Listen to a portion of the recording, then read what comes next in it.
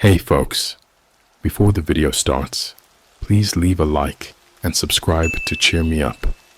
Make sure you are relaxed and enjoy today's stories. I joined a dark web lottery for fun. Now the other players are showing up at my house. Alright, so before I dive into this, I need you to understand something. I'm not some tech wizard or hacker. I'm just an average dude, like most of you. I work a boring 9-to-5 job, occasionally hang out with friends, and binge watch Netflix on the weekends. I'm not one of those people who gets caught up in conspiracy theories or deep web horror stories. At least, I wasn't until this. This all started because of a stupid joke. I was hanging out with a couple of friends after work, just chilling, talking about random stuff. My buddy Tim mentioned the deep web, like casually, as one does after a few beers. Ever hear about the dark web lotteries? He asked, with this grin like he was about to tell the funniest thing in the world. I rolled my eyes because of course I'd heard about them. They're one of those urban legends people toss around. Oh yeah, sign up for a sketchy lottery and the winner gets a mysterious package or a bunch of money. The internet's filled with these stories, and they're usually pretty laughable. But Tim was dead serious. No, I'm telling you, man, there are real sites where you can buy a ticket to these underground lotteries. Some people win like crazy amounts of money. Others, well, they just disappear. Now, most people would probably just let that conversation slide. But I'm an idiot, and when I get curious, I tend to do dumb things. After I got home that night, I decided to check it out for myself. Just out of curiosity, right? Just to prove to myself that it was all BS. I opened my browser, and after a bit of Googling, found out how to access the deep web. I'm not going to get into the technical details, but it's surprisingly easy. A few clicks, a few downloads, and boom, I was on this creepy, low-res version of the internet. It didn't look that different from the regular web, except everything felt off. Like the websites were clunkier, the graphics were worse, and everything just had this weird, grimy vibe. I could feel the danger oozing from my screen, but I wasn't stopping there. Oh no, I was too curious now, so I typed dark web lottery into one of the search bars on this forum, and what do you know? A couple of sketchy sites popped up. Most of them were dead links, but one was still active. The site was called Lucky 7, which sounds harmless enough, right? It had this outdated casino-style graphic at the top and a bunch of creepy pixelated symbols. The whole vibe was weird, but not like murder cult weird, more like a poorly run scam. The homepage had this short blurb about how the lottery worked. You buy a ticket, and every Friday night, a winner is selected. The winner gets a prize. It didn't say what the prize was, but it did say the odds of winning were 1 in 7. Seemed too good to be true. And then, right at the bottom of the page, there was a big red button. Buy your ticket. I don't know what came over me at that moment. I don't know if it was the beers from earlier still making me feel reckless, or if it was just the adrenaline of exploring this weird part of the internet, but I clicked it. Yup, I bought a ticket. The price was cheap, like ridiculously cheap. They didn't ask for credit cards or anything like that. Instead, it required a small payment in Bitcoin, which I had a little of because, why not? The amount was less than what I'd spend on a coffee. Harmless, right? No big deal. Once I made the payment, I got a confirmation screen. It didn't have any information about the prize. Just said, your ticket number is number 3. Good luck. That's it. No flashing lights, no jackpot music, nothing. Just good luck. I stared at the screen for a second, waiting for something else to happen. But nope. That was it. I laughed at myself, closed my laptop, and went to bed. The whole thing was a joke, right? Just some dumb, dark website scamming people out of a few bucks. The next morning, I pretty much forgot about it. Life went on as usual. I went to work, did my thing, and honestly, by the end of the week, I had completely pushed the whole dark web lottery thing out of my mind. It was just one of those late-night internet decisions you forget about after a good night's sleep. But Friday night, that's when things got weird.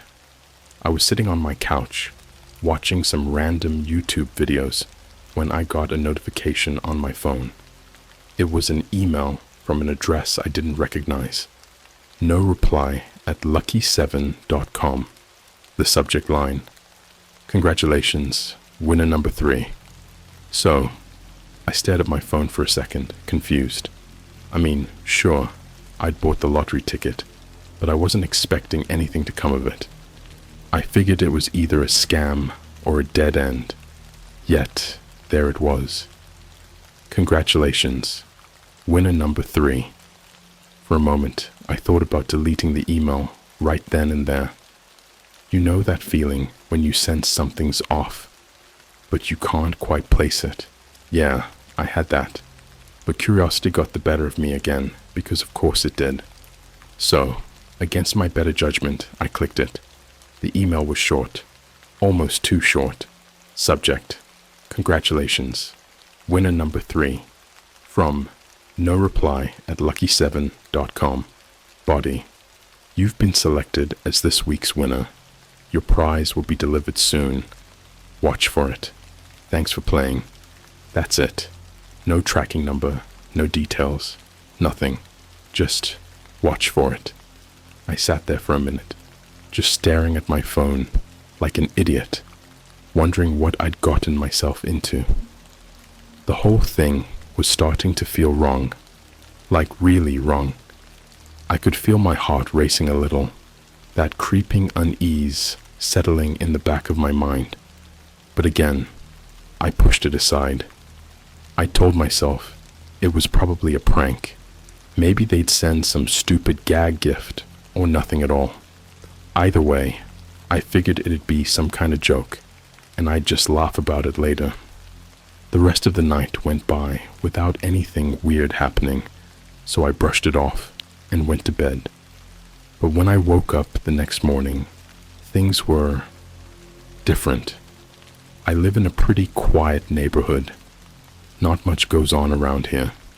So when I went outside to grab my mail, the last thing I expected to see was a package sitting on my doorstep. There it was, though. A plain brown cardboard box with no markings, no shipping label, no return address, nothing. Just a box sitting there, like someone had personally delivered it in the middle of the night. At this point, my brain was throwing up all kinds of red flags. This wasn't normal. I hadn't ordered anything, and no one delivers packages without a label, right?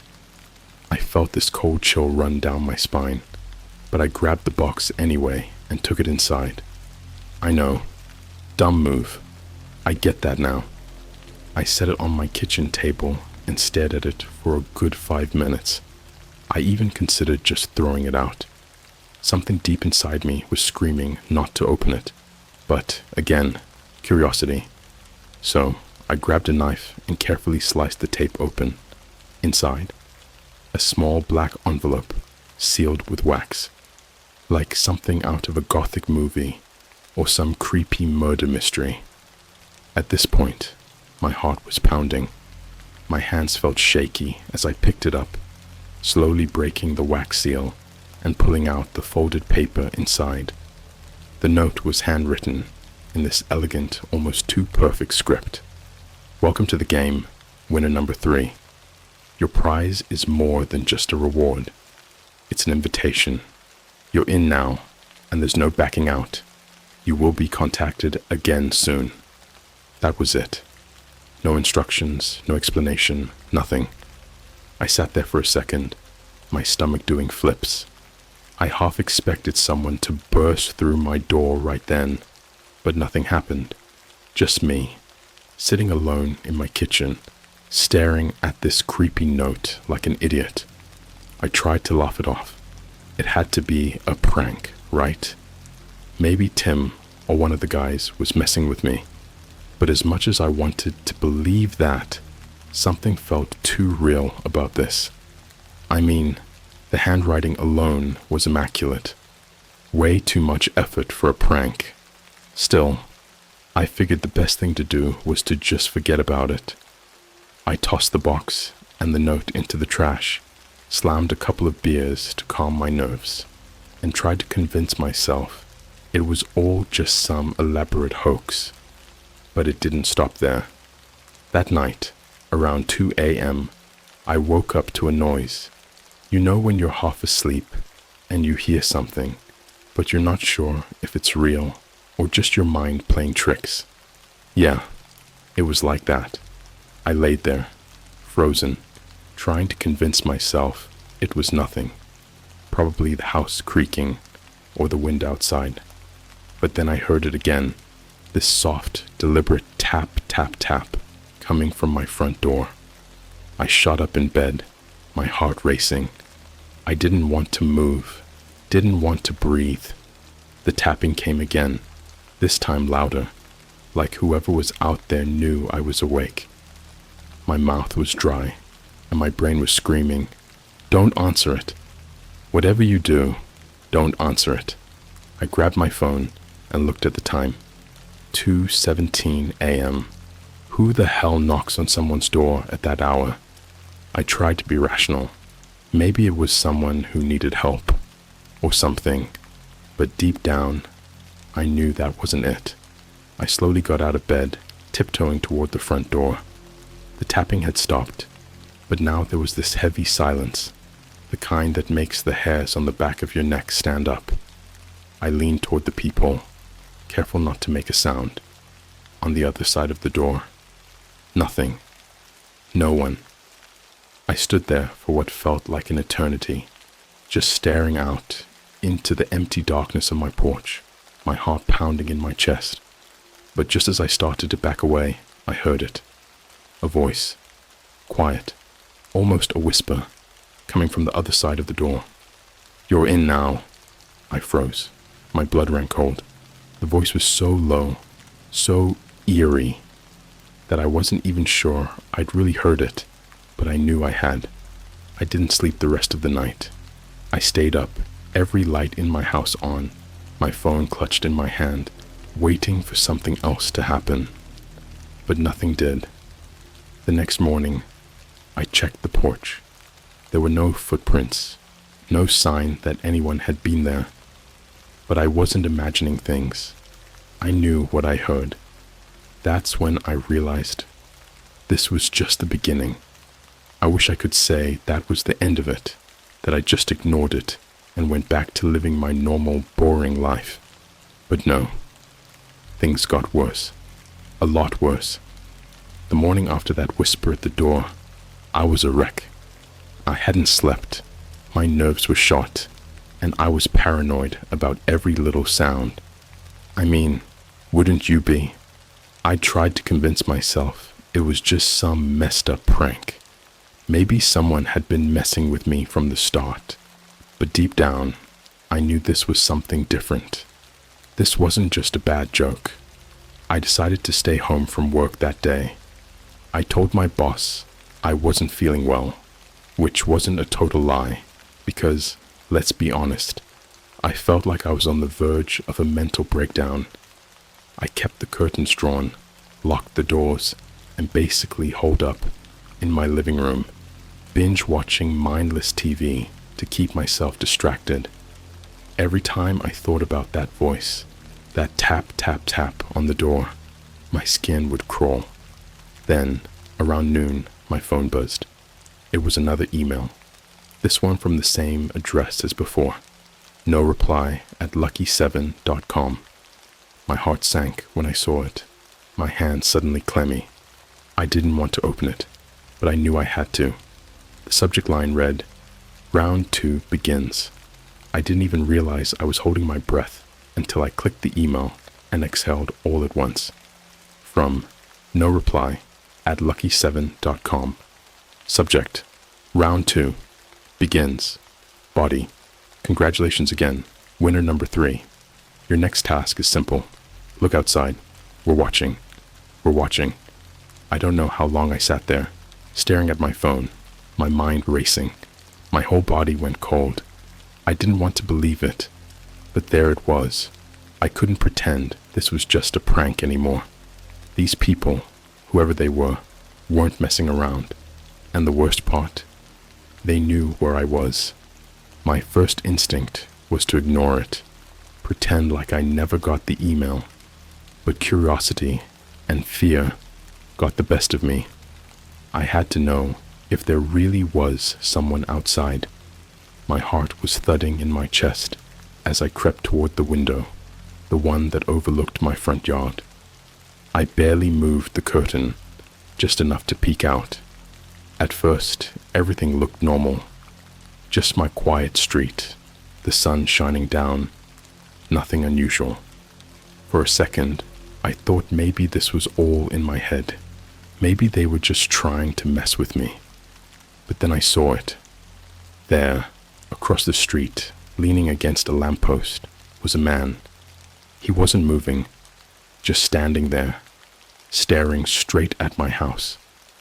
I couldn't make out his face clearly from that distance, but something about the way he stood, perfectly still, made my stomach churn. He wore a dark hoodie, the hood pulled up over his head, casting a shadow over his features. But his eyes, they were locked on my window.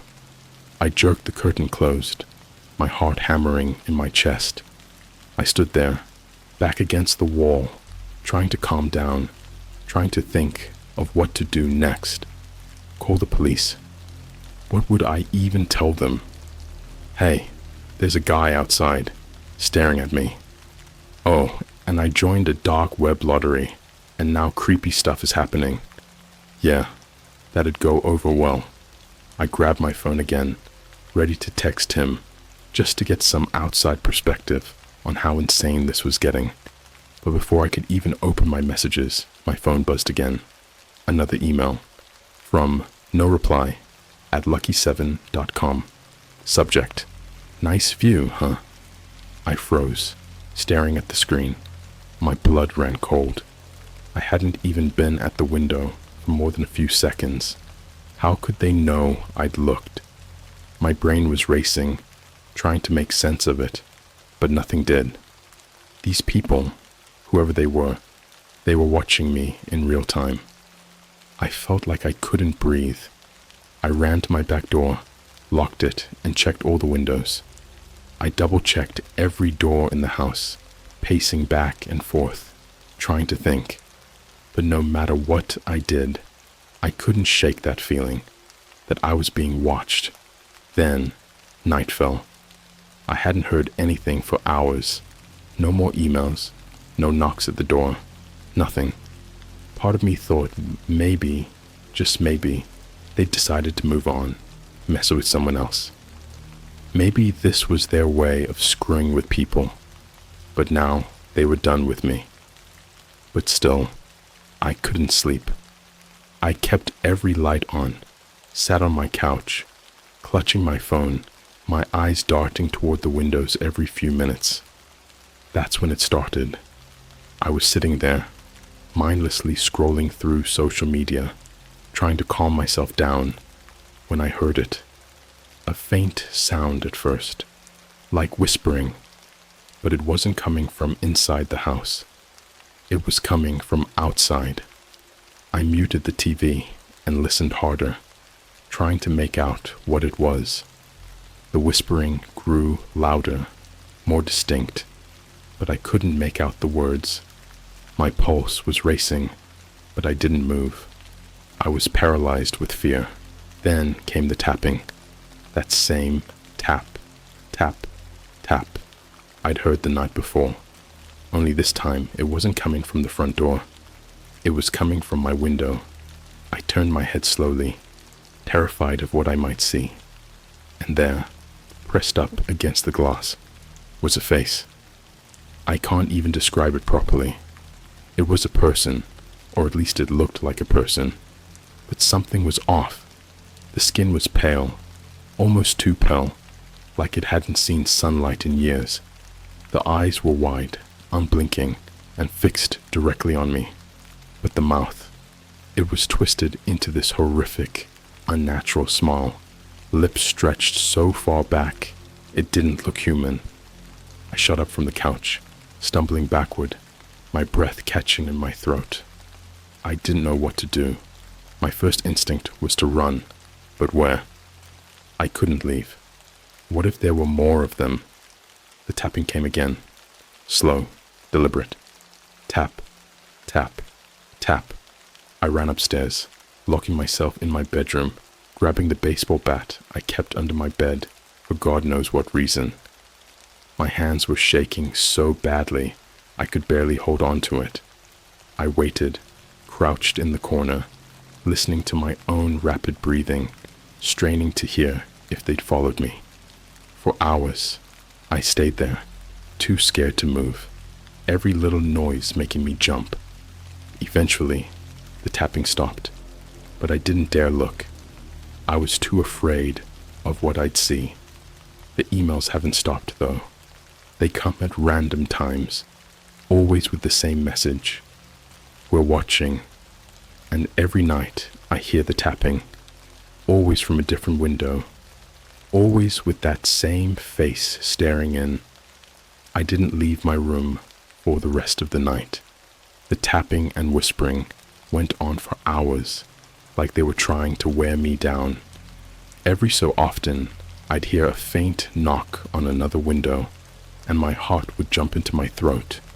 It felt like a game, a sick game they were playing, testing how long I could hold out.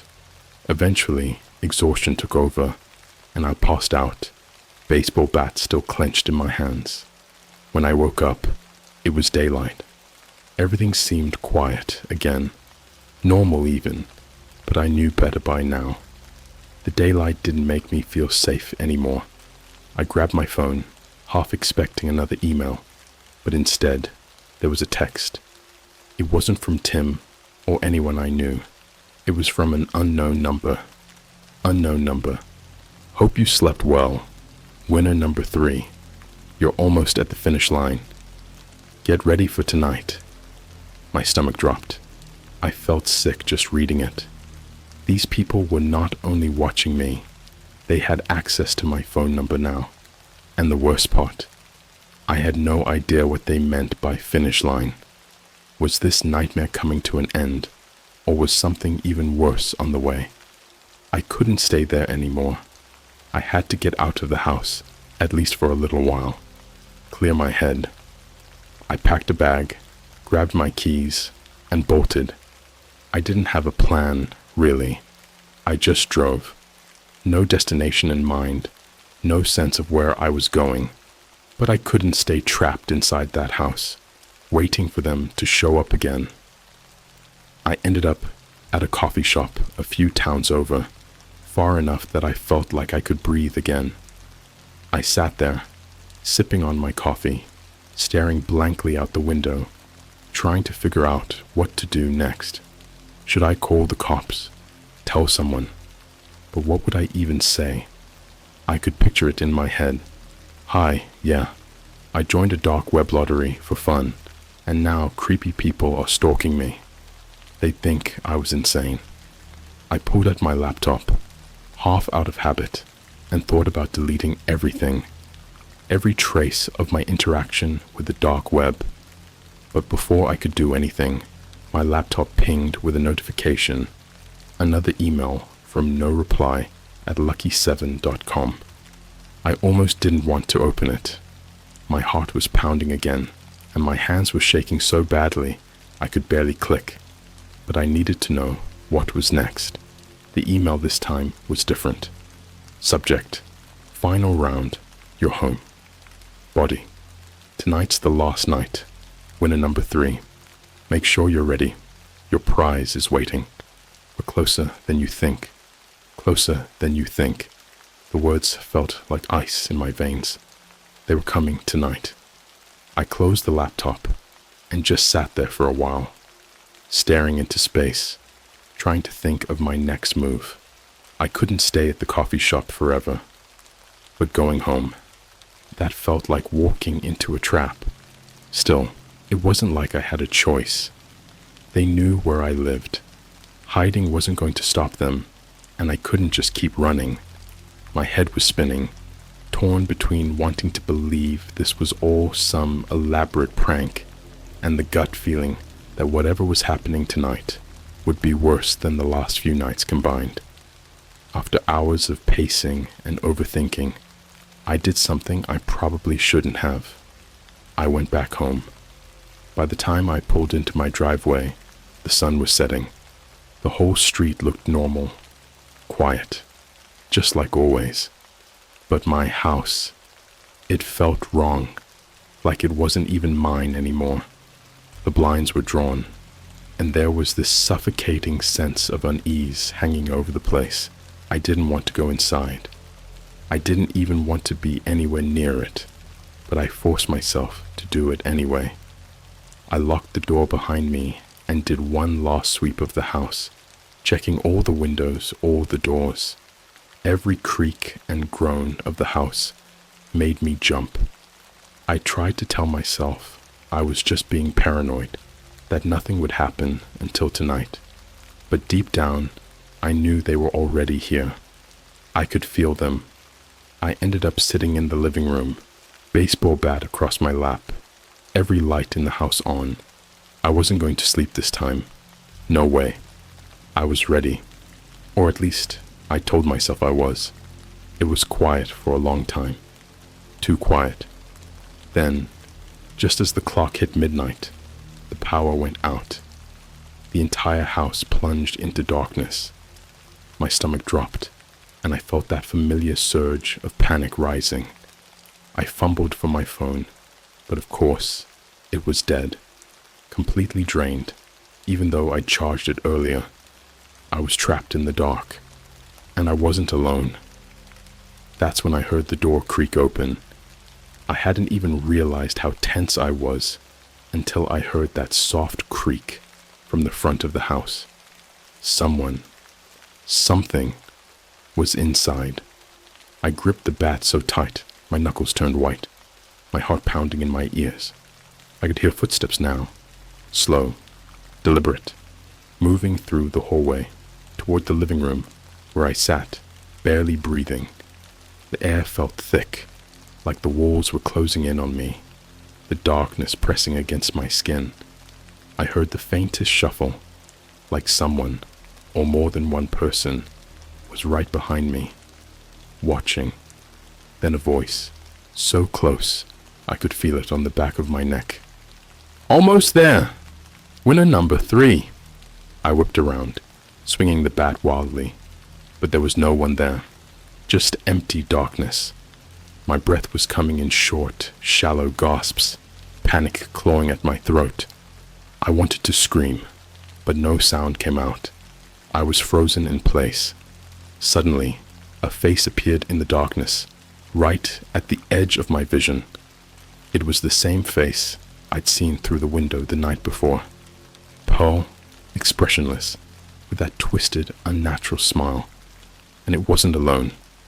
There were more of them, standing just outside the circle of light cast by the street lamp outside, watching, waiting. The whispering started again, low and constant, like a swarm of voices, all overlapping. We're here now. They didn't move. They just stood there, surrounding me, faces barely visible in the shadows, their eyes locked on mine. I don't know how long I sat there, paralyzed with fear, waiting for something to happen, for them to do something. But they never did. They just watched. And then, as suddenly as it had started, the whispering stopped. The figures, The faces, they disappeared, melting back into the darkness like they'd never been there at all. The power flickered back on, and in the silence, my phone buzzed. From no reply at lucky7.com. Subject, game over. Body, congratulations, winner number 3. Your prize is waiting outside. You earned it.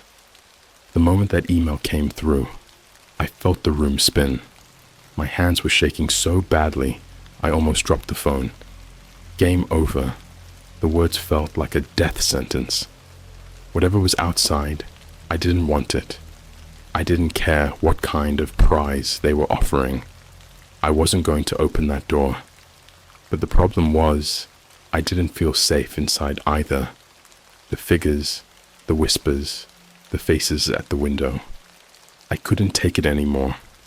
I felt trapped, like a mouse in a cage. I had no choice. Either stay in here and wait for whatever came next, or go outside and face whatever sick game this was. I grabbed the bat again. My hands were slick with sweat, but it was the only thing that made me feel even remotely safe.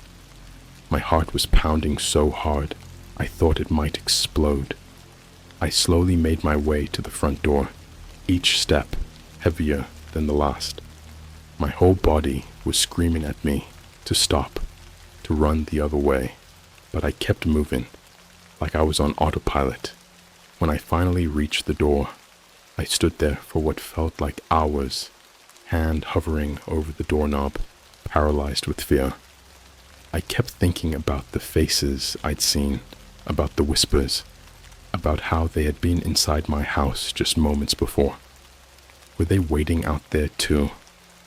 I didn't know. I didn't want to know. But the silence was suffocating. It pressed down on me, like a weight I couldn't escape. And I knew, if I didn't open the door, they'd find a way to make me. They always did. I took a deep breath, steeling myself, and turned the knob. The door creaked open, and I stepped out into the cool night air. The street was eerily quiet, no sounds except for the faint hum of a distant car engine, the breeze rustling the leaves. But something felt wrong. My porch was empty, no shadows, no figures lurking in the dark. For a split second, I almost felt relieved. Almost. And then I saw it. A box, sitting right in the center of my front yard. It wasn't big, maybe the size of a shoebox, but it was wrapped in the same plain brown paper as the one I'd received before. No markings, no address. Just there, waiting for me. My stomach turned. I didn't want to go near it. Every instinct I had screamed, don't touch it. But I had to know. I had to end this. I couldn't take it anymore. The fear, the waiting. I needed to know what this so-called prize was. I walked toward the box, every step heavier than the last. The grass felt cold under my bare feet, the air unnaturally still. My whole body was tense, ready for something, anything, to jump out at me. But nothing did. I stood over the box, staring down at it. My breath caught in my throat. I didn't want to open it. I didn't even want to touch it. But I was too far gone to turn back now. So, with trembling hands, I crouched down and carefully tore away the brown wrapping paper. Inside was a plain, unmarked box, just like before. I pried it open slowly, almost afraid of what I might find. And inside, a phone, just a regular black smartphone. No case, no markings. It looked brand new, like it had never been touched. I stared at it, confused, waiting for something to happen. Then it buzzed. I nearly dropped it in shock. The vibration felt like a jolt of electricity running through my hands. My stomach churned, but I forced myself to look at the screen. There was a notification. One new message. I tapped it, my fingers trembling. From no reply at lucky7.com. Message. Answer the call.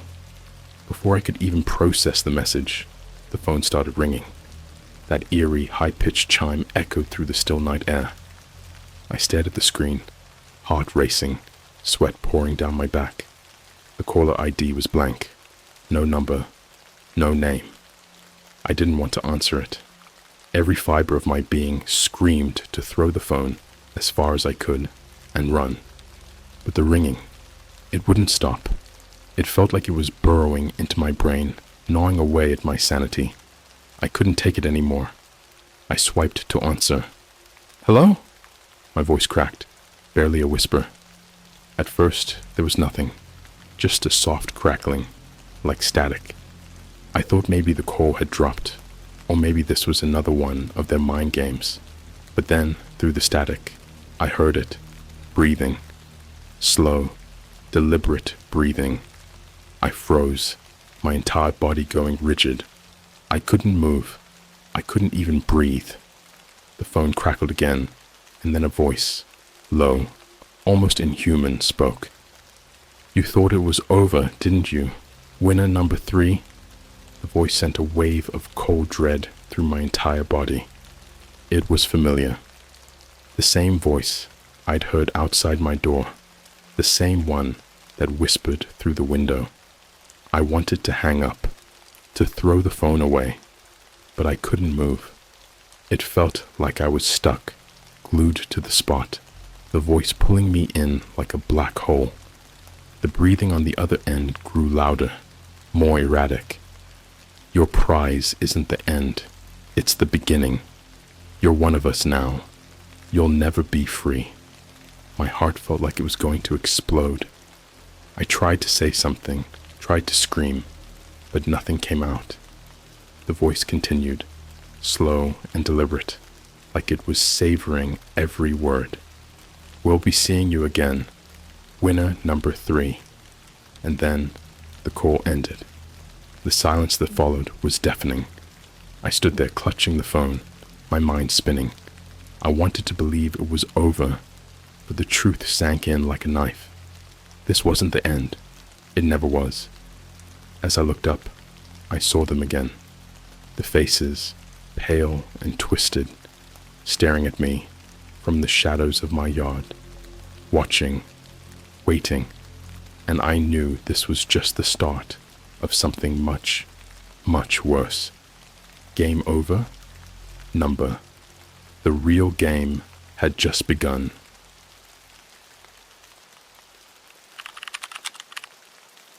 I stumbled on a dark web chat room that's been talking about me for years.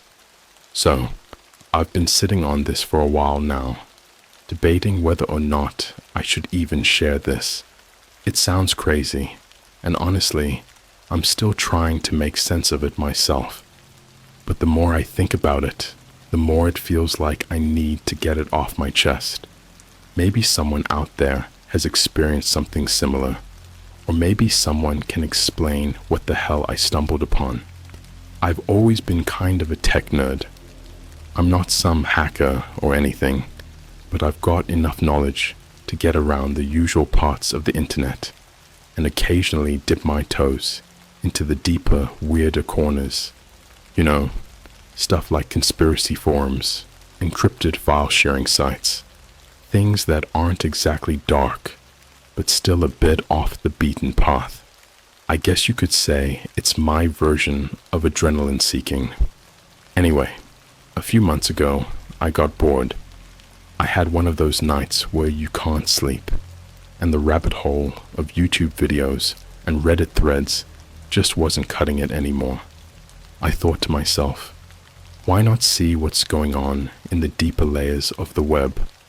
I wasn't planning to do anything illegal or shady. I just wanted to explore.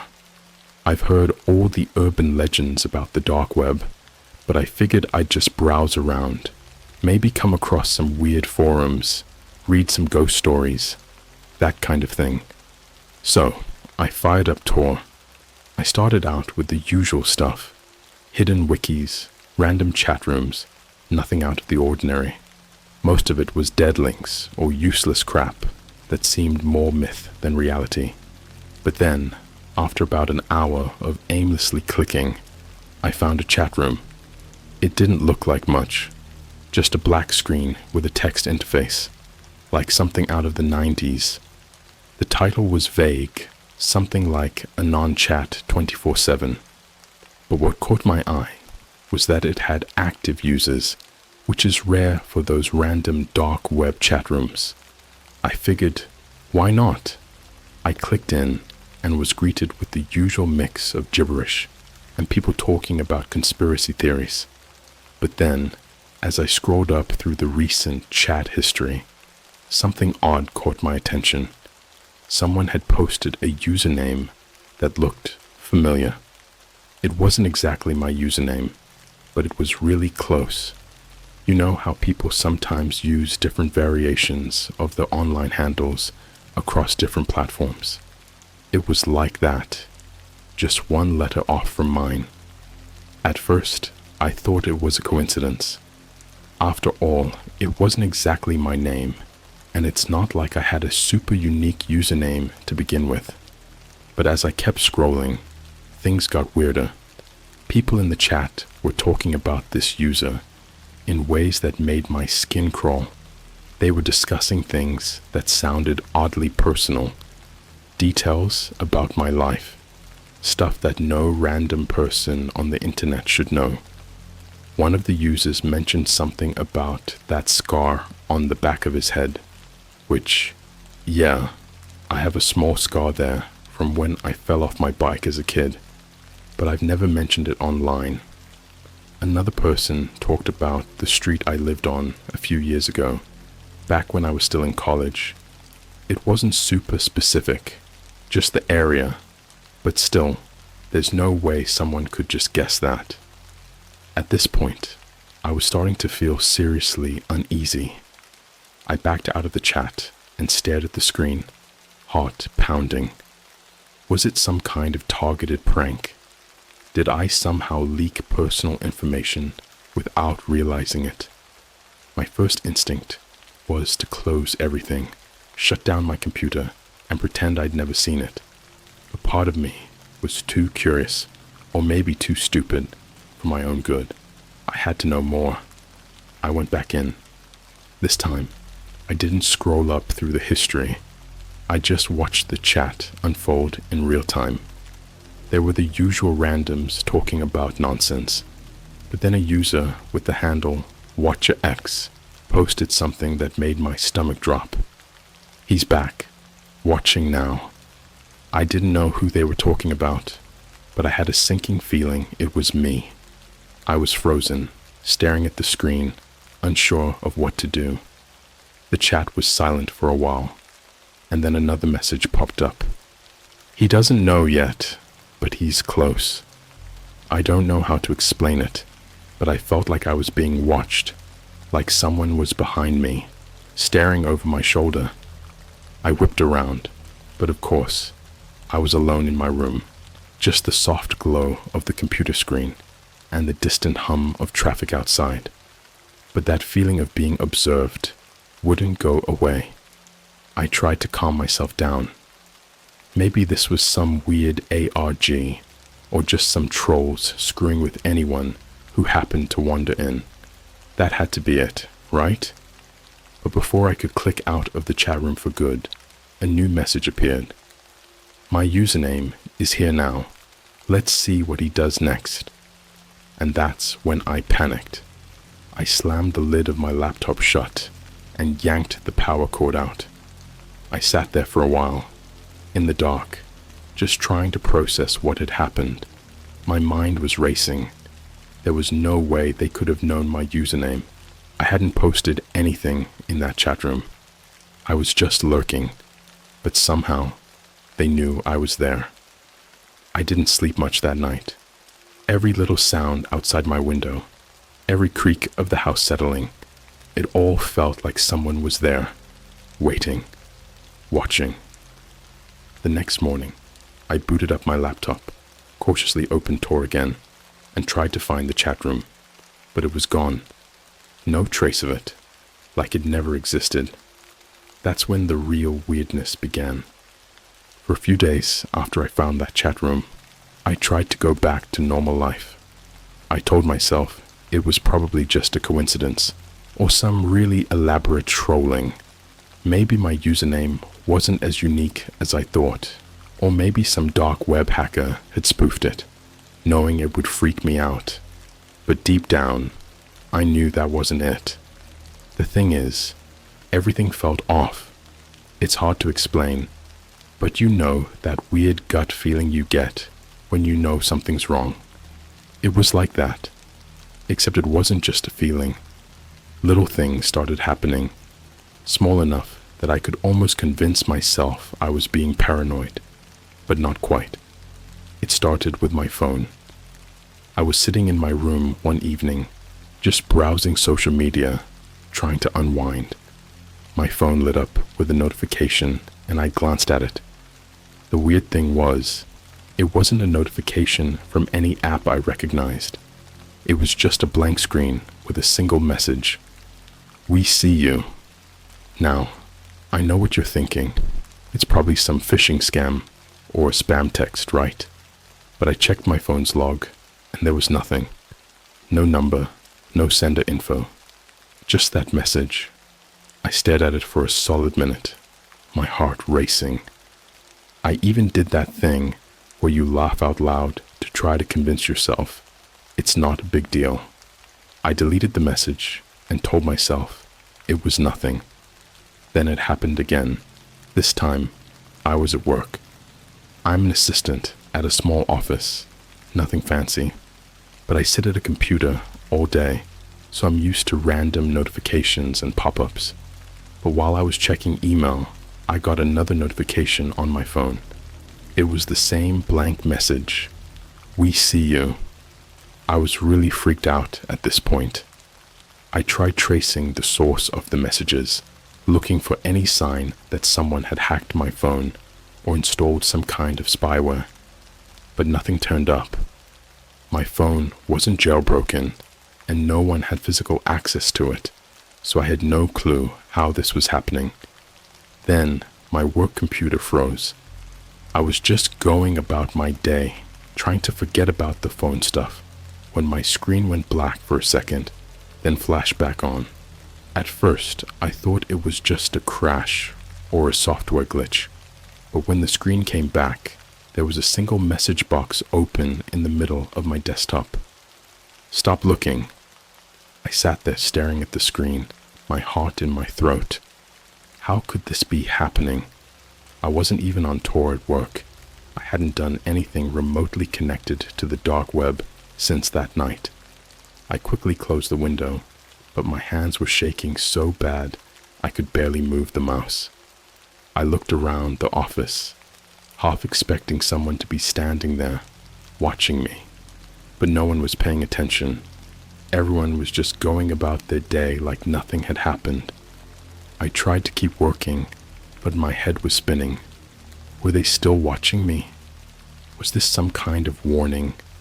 It felt like someone, or something, was telling me that I had crossed a line, but I didn't even know what I'd done. When I got home that night, I didn't bother turning on my laptop. I figured maybe if I just disconnected for a while, this would all blow over. Maybe I'd been too deep into this whole dark web thing, letting my mind spiral.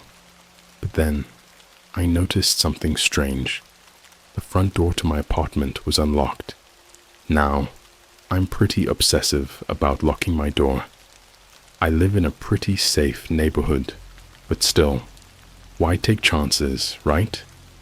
I distinctly remember locking it that morning, but here it was, slightly ajar. I stood there for a long time, staring at it, too afraid to go inside. I pulled out my phone to call someone, anyone, but that's when I noticed something else. My phone had taken a photo, not of me, not of anything outside, but a picture of my bedroom, specifically my desk and my computer, which had been powered off since I got home from work. The timestamp was just minutes old. I felt a cold chill run down my spine. I hadn't touched my phone, and there was no way it could have taken that photo by itself. But there it was, clear as day, my computer, sitting in my dimly lit room, like someone had been standing there. Suddenly, my own apartment felt foreign to me, like I didn't belong there. I stood outside for what felt like an eternity, debating whether I should call the police or just get out of town altogether. Eventually, I did go inside, but not before grabbing the heaviest thing I could find to arm myself, a baseball bat I kept by the door. Yeah, I know it sounds dramatic, but at this point, I wasn't taking any chances.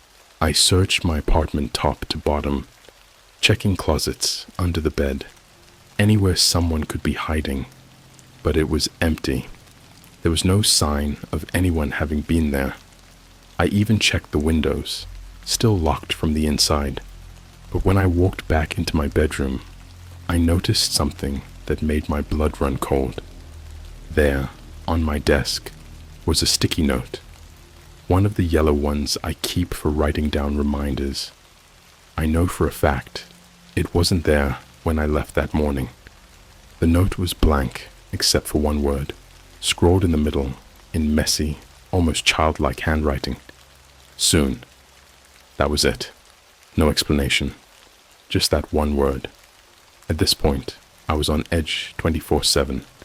I started avoiding the internet as much as I could. No Tor, no chat rooms, nothing. But every time I thought I was starting to calm down, something else would happen. My phone would buzz with more of those blank messages. I'd catch my computer booting up on its own in the middle of the night.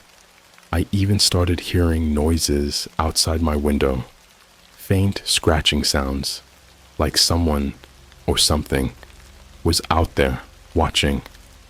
It's hard to sleep when you feel like your life is being invaded by some unseen force. And no matter how many times I changed my passwords, ran antivirus software, or tried to disconnect, it didn't stop. If anything, it felt like they were getting closer, whoever they were. And that's when I made the mistake of going back. I know, it was stupid, but I couldn't help it.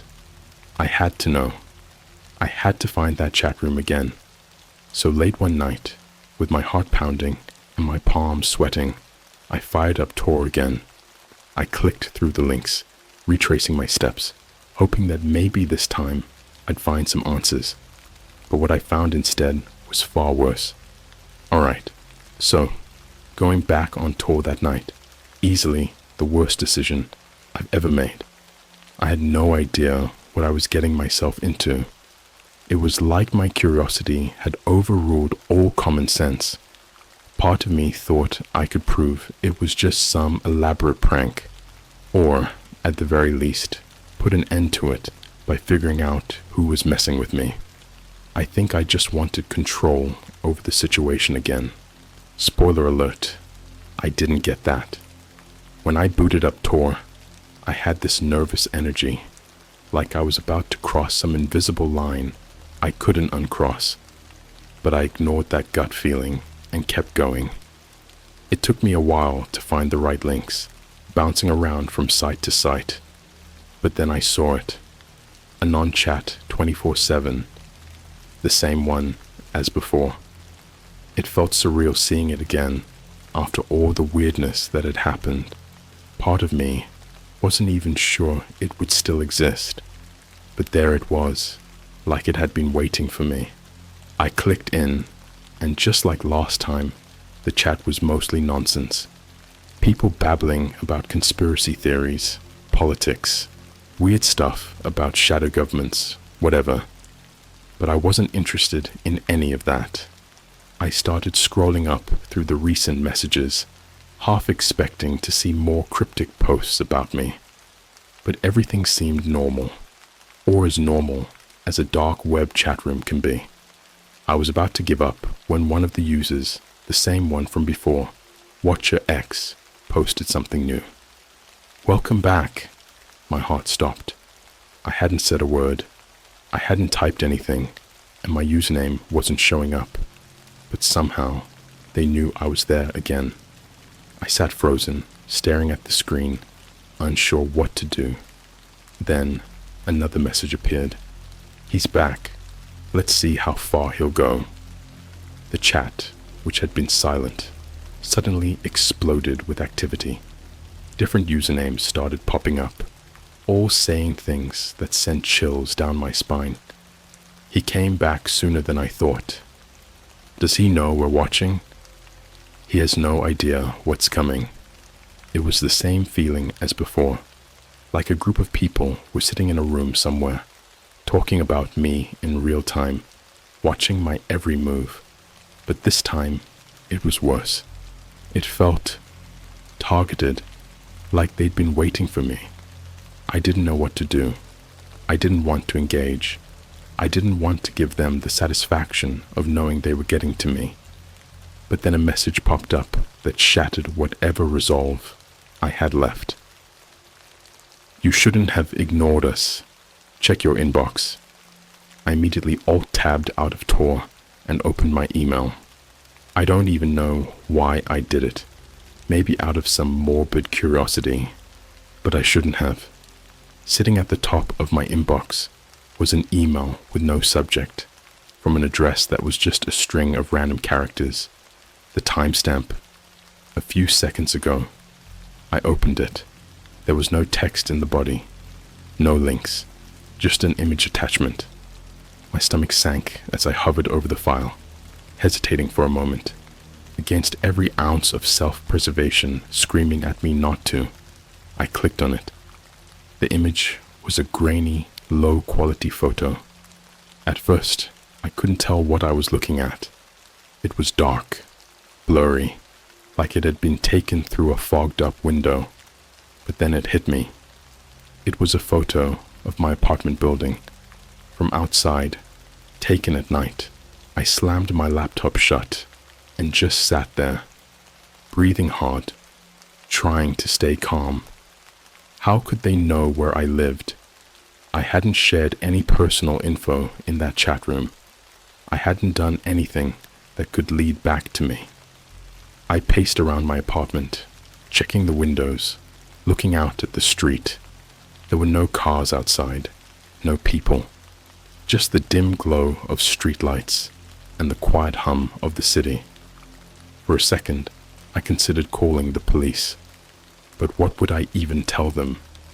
Oh, hey, I went snooping around on the dark web, and now some strangers are sending me creepy photos of my apartment.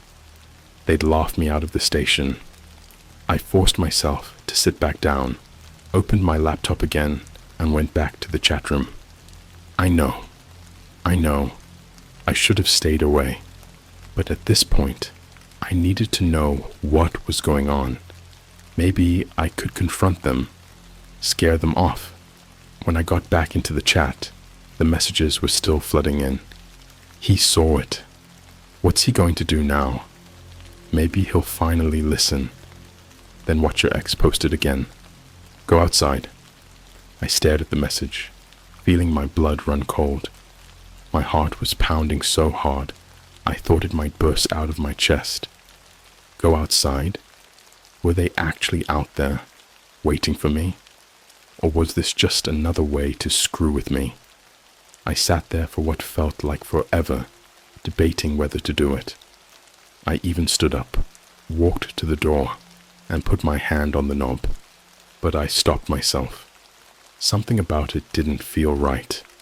I wasn't about to walk out into some unknown situation because a bunch of psychos on the internet told me to. I went back to my computer and typed out a message. Who are you? For a while, nothing happened. The chat went silent. No one responded. I sat there, staring at the screen, feeling like an idiot.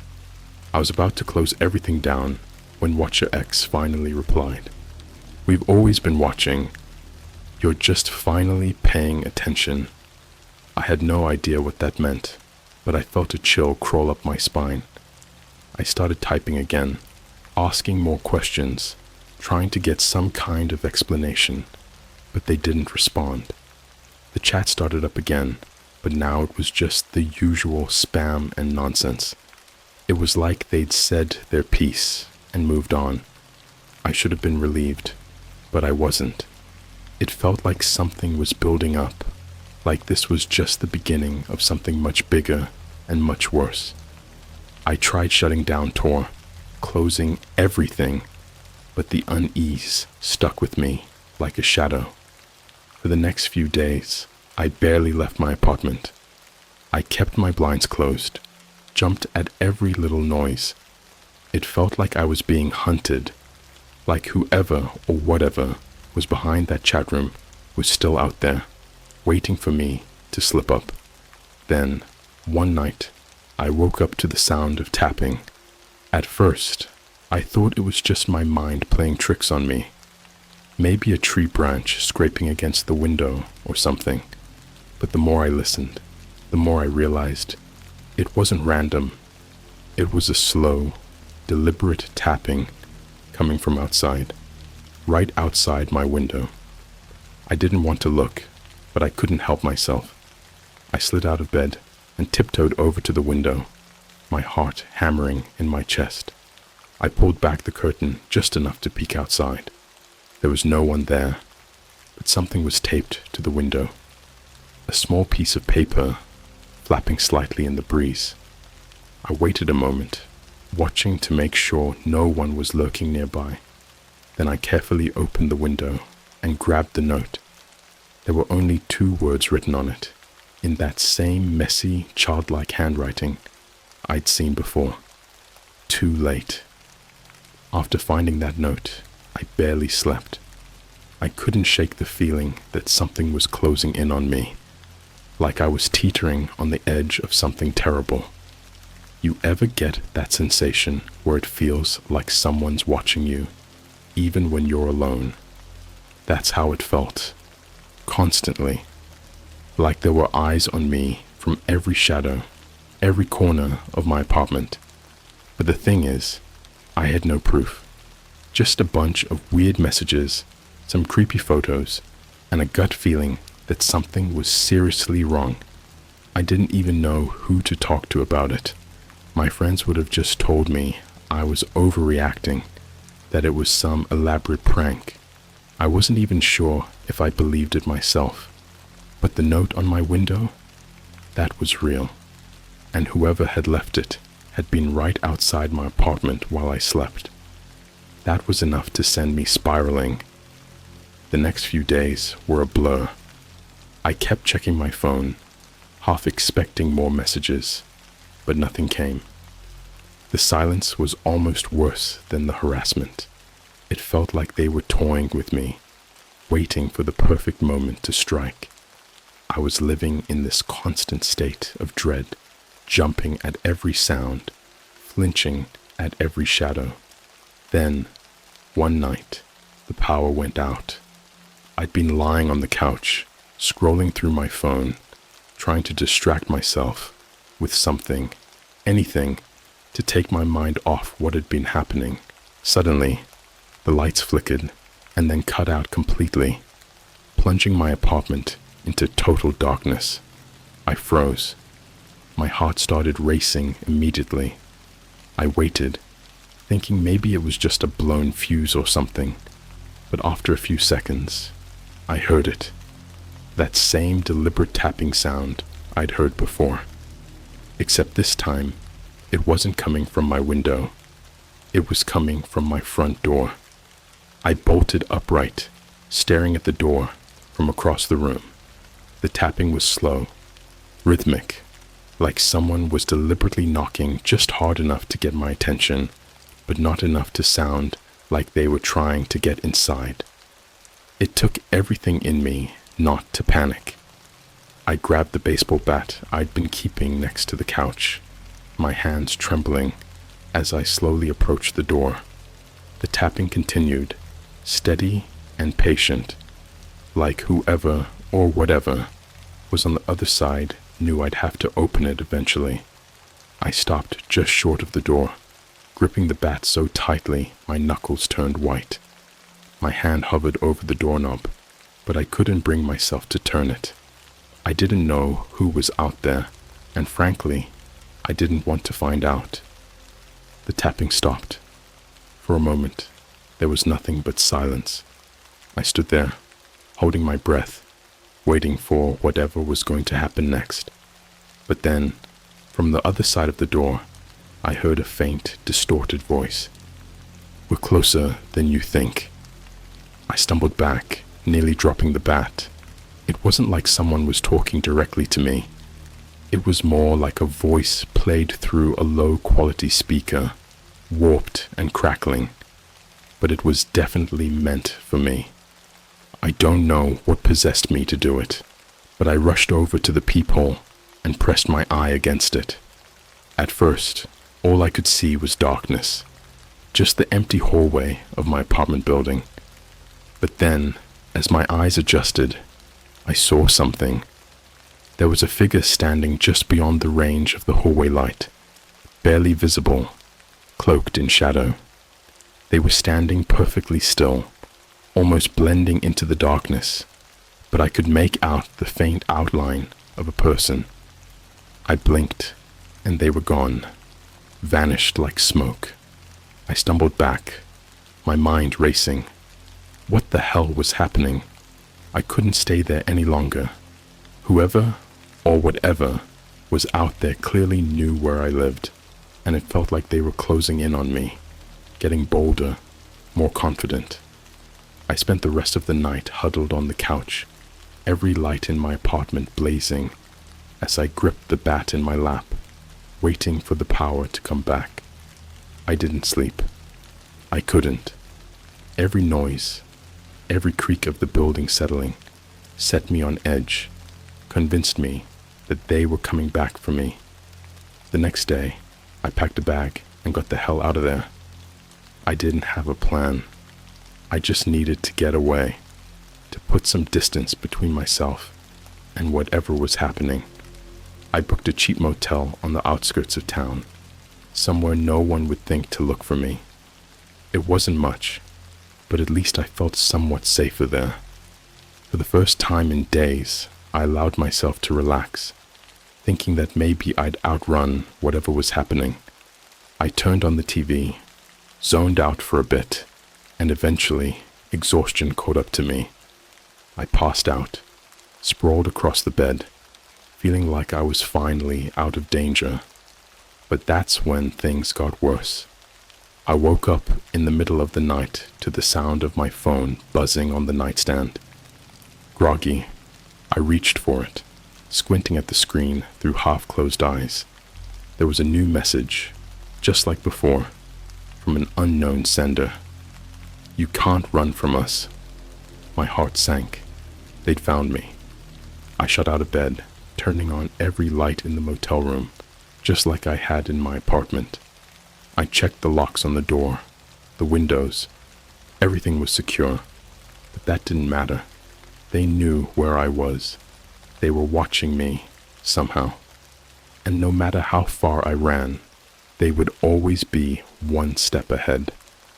In a panic, I grabbed my phone and started going through my apps, my settings, trying to find anything that could explain how they were tracking me. I deleted every suspicious-looking app, turned off my location services, everything, but it didn't make a difference, because then I heard it again. That tapping. It started softly, coming from the motel room door, just like before. A slow, deliberate rhythm, like they were taunting me.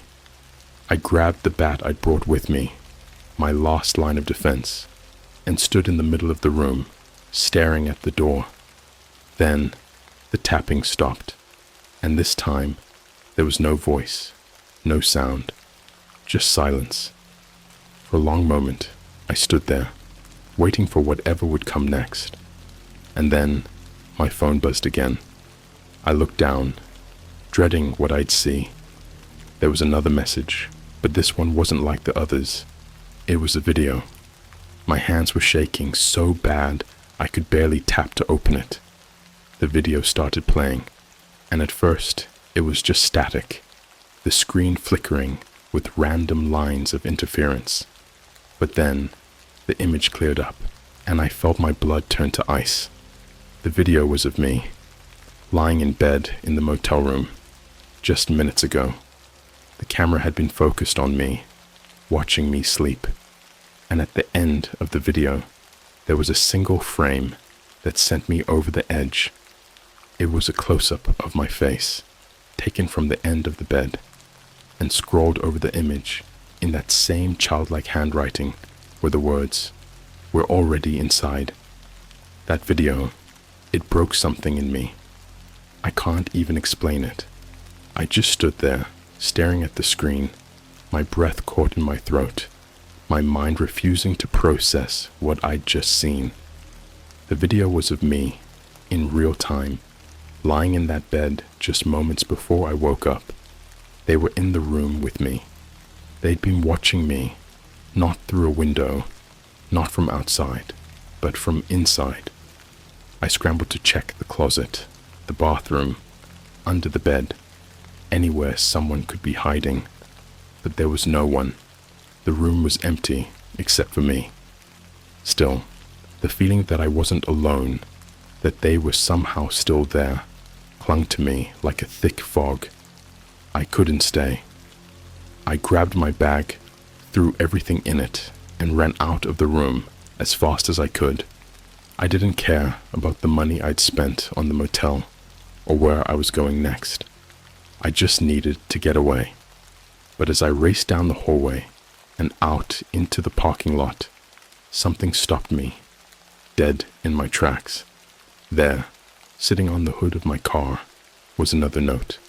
I hadn't even locked the car, hadn't thought to in my panic, but the note was there, waiting for me. It was the same as before, scrawled in that messy, unsettling handwriting. This time, though, it was just a single word. Run. I froze, standing in the dimly lit parking lot, clutching my bag like it was some kind of shield. I wanted to scream, to cry, to do something, but I was paralyzed. My car was the only way out, and yet, the sight of that note made me feel like there was no escaping this. After what felt like hours, I finally forced myself to move. I ripped the note off the hood, crumpling it in my hand as I threw my bag into the back seat.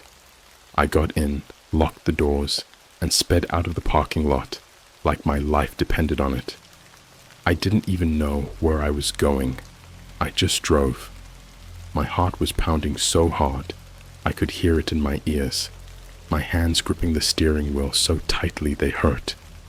For hours, I drove through back roads, staying off the main highways, trying to put as much distance between me and whatever this was. But no matter how far I drove, no matter how many turns I took, that feeling stayed with me. The feeling that someone or something was still watching. Eventually, exhaustion caught up to me. I found myself pulling off into a small roadside diner somewhere in the middle of nowhere. The neon lights buzzed dimly in the night, casting long shadows across the empty parking lot. I parked at the far edge, trying to stay out of sight, and just sat there for a moment, trying to breathe. It was almost morning. The sky had that eerie pre-dawn glow, and I could see the faint outline of trees and hills stretching out around me. For a brief moment, I let myself believe it was over. Maybe I'd outrun it. Maybe this was all just some twisted mind game, and they'd given up. But then my phone buzzed. I didn't want to look. I knew what it was. My hand shook as I reached for it, and when I finally worked up the nerve to glance at the screen, my heart sank. It was another video. This time, I didn't hesitate. I clicked on it, my eyes glued to the screen. The footage was shaky, grainy, as if it had been taken by someone moving quickly, almost running. It was dark, but I recognized the place immediately. It was the diner. The video showed the empty parking lot, the neon lights glowing faintly in the background, and then the camera panned. It moved slowly, deliberately, until it was pointed directly at my car. I dropped the phone, my hands slick with sweat, my stomach lurching with fear. They were here, right now, watching me. I didn't even think. I started the car and floored it, tearing out of the parking lot and back onto the road. I drove as fast as I could, my mind racing, trying to make sense of how they were doing this, how they always seemed to know where I was.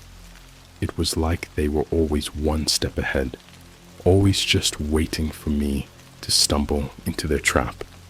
That's when I saw the headlights. At first, I thought it was just another car, someone else driving down the same lonely road in the early morning hours.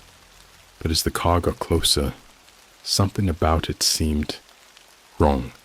It wasn't speeding or swerving, but it was following me, matching my speed perfectly. I glanced in the rearview mirror and my heart nearly stopped. The car had no plates, no logos, no markings of any kind. Just a plain black car with its headlights trained on me, following me through every twist and turn of the road. I sped up, hoping to lose them, but they matched my speed effortlessly. No matter how fast I went, they stayed right behind me, relentless. It felt like they were herding me, driving me towards something. And then I realized this wasn't just random. They were pushing me toward the woods. The road was narrowing, trees closing in on either side, the air growing thick with the smell of damp earth and pine. I knew these woods. I'd driven past them 1,000,000 times, but I'd never gone in. Nobody did. They were dense, overgrown, with miles of unmarked trails that people swore led to nowhere. But that's where they were taking me. I had no choice. The road kept winding deeper and deeper into the forest, the black car still on my tail, and I knew I couldn't outrun them forever. My heart pounded in my chest as I gripped the wheel tighter, my mind racing with desperate ideas. I had to get away. I had to lose them. I saw a small dirt path up ahead, barely visible in the growing light of dawn. Without thinking, I swerved onto it, my tires skidding as I flew off the main road and into the trees. The path was narrow, overgrown with roots and branches scraping against the sides of my car, but I didn't care. I just needed to get away. For a moment, I thought it worked. The headlights disappeared, the black car no longer in my rearview mirror. But the relief was short-lived. The path started to narrow even more, closing in, the trees thick and oppressive. I couldn't keep driving much longer, and then the car died. The engine sputtered and cut out completely, leaving me stranded in the middle of the woods, the silence pressing in from all sides. I tried to restart it, but the engine wouldn't turn over. I was stuck. My heart pounded as I grabbed my phone, looking for some kind of signal, but of course, there was none. No bars, no service. Then I saw it. Through the trees, in the dim light of dawn, there was a figure, standing perfectly still, watching me. I didn't wait to see what they'd do. I grabbed my bag, threw open the car door, and ran.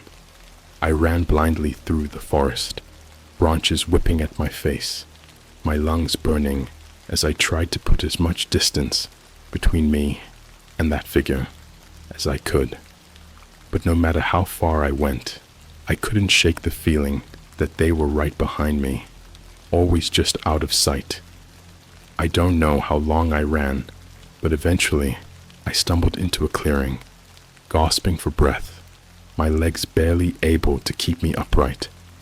I collapsed onto the ground, trying to catch my breath, and for the first time in what felt like hours, there was silence. Just the sound of the wind through the trees and my own ragged breathing. I thought I was safe.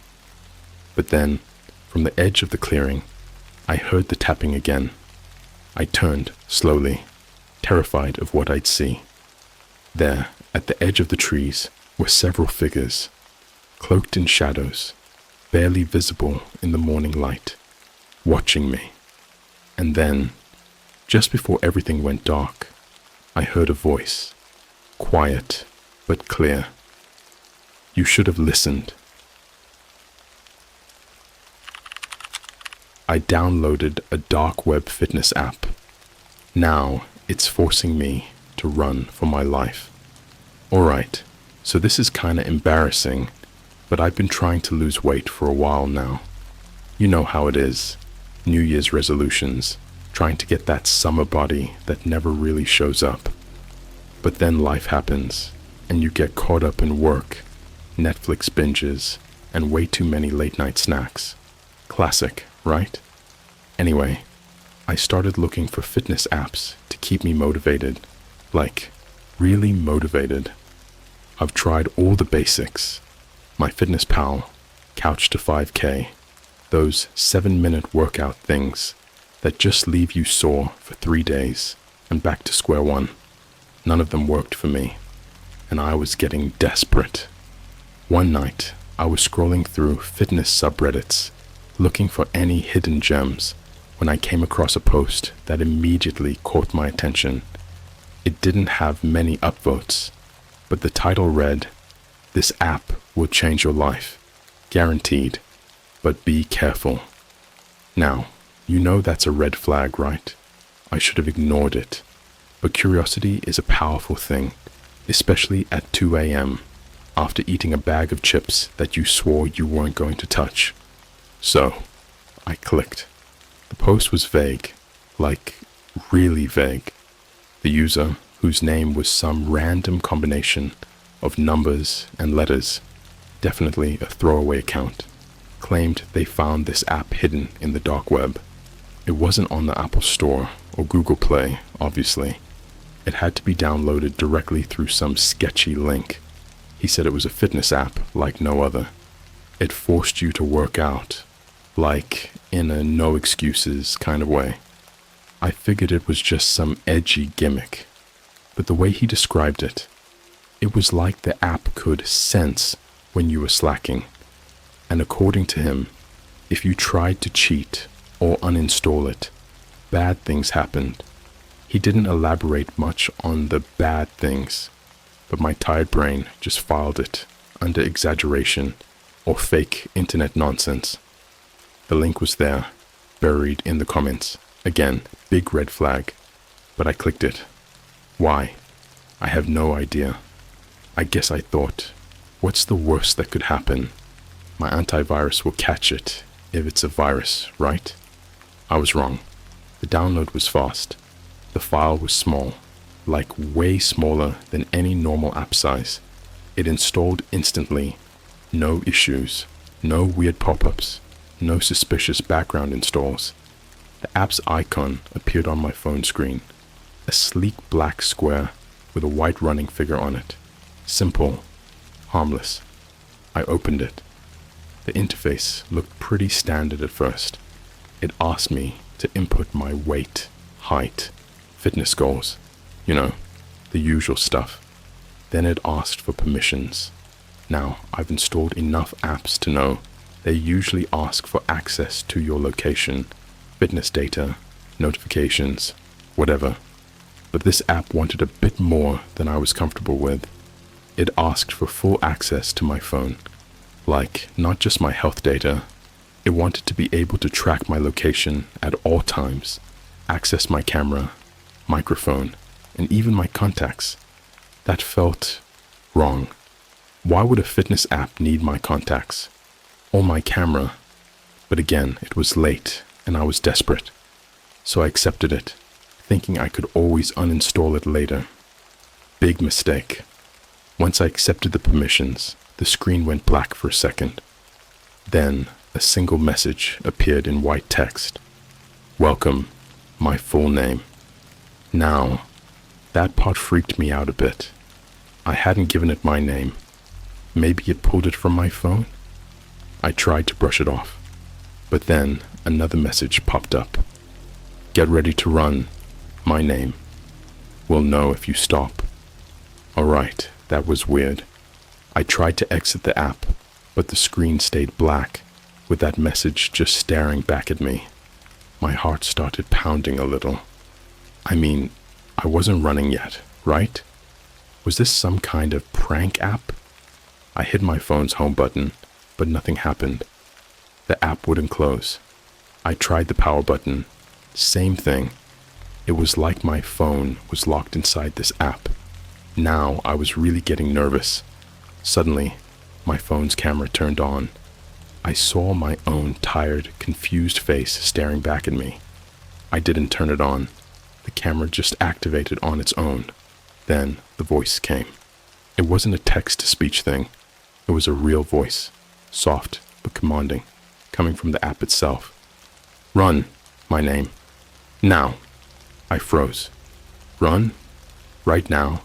Was this some kind of sick joke? I didn't even have my shoes on.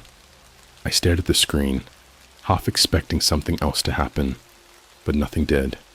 Just that voice, repeating again. Run. I started feeling this overwhelming sense of dread creeping in. My fight or flight instinct was kicking in hard, and I was leaning heavily toward flight. But I was still sitting in my living room, in my pajamas. Then my phone buzzed. A notification popped up, and my stomach dropped when I saw what it was. It was a picture of me, sitting there on my couch, in real time. Run, or we'll come to you. I don't know how they got that picture. My front door was locked. The windows were closed. But that wasn't the scariest part. The picture was taken from outside my window. My heart nearly stopped. I jumped up from the couch, grabbed my shoes, and bolted out the front door.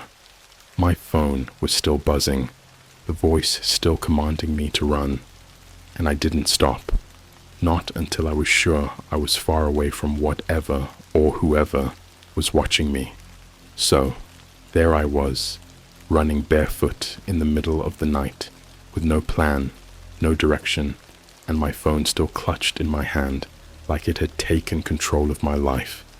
I can't even explain the terror that was pumping through my veins at that moment.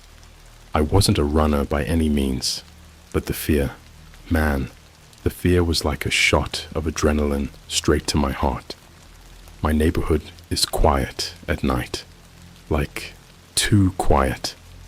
Normally I'd find it peaceful, but tonight every shadow felt like it was crawling toward me. Every tree looked like it was hiding something, and every sound, whether it was the wind or just my sneakers slapping the pavement, felt wrong. I had no idea how far I was supposed to run, and I wasn't about to stop and ask. But after about 10 minutes, my lungs started burning. I'm not exactly in the best shape, and it didn't take long before I was feeling like I was going to collapse. I slowed down, gasping for breath, my mind racing. I mean, what the hell was this? Who was watching me? What kind of app forces you to run in the middle of the night? None of this was making sense. Just as I was about to stop completely, my phone buzzed again. This time, it wasn't a picture. It was a message. Faster. You're slowing down. That voice, that damn voice, came through again, as if it could sense me hesitating. You think we're playing. My name. Run. Now. The way they said my name, it wasn't just a glitch or a weird program quirk. It was personal. It felt like whoever was behind this knew me, like they had been watching for a while. And the worst part? My phone's battery wasn't draining like it normally would. It stayed locked at 100%, no matter how long I had the app open. This thing wasn't running off the normal system. Panic hit me again. I picked up my pace, legs barely cooperating at this point. I thought about calling the police, But the second I even considered it, the phone buzzed again. Another picture. This time, it was from the street I was on. A shot of me, hunched over, hands on my knees, clearly struggling to breathe. I whipped around, heart pounding, eyes scanning the dark. No one was there. The street was empty, completely still. "We see you." I nearly dropped the phone. How? How were they getting these pictures? I wasn't even stopping long enough for someone to get close. My mind raced with possibilities, none of them good. Was someone following me in a car? Were they hacking into street cameras? Or was it something else? Something worse? I kept running, every nerve in my body on fire with paranoia. I knew I couldn't keep this up forever. My legs were screaming, and the pain in my chest was getting worse.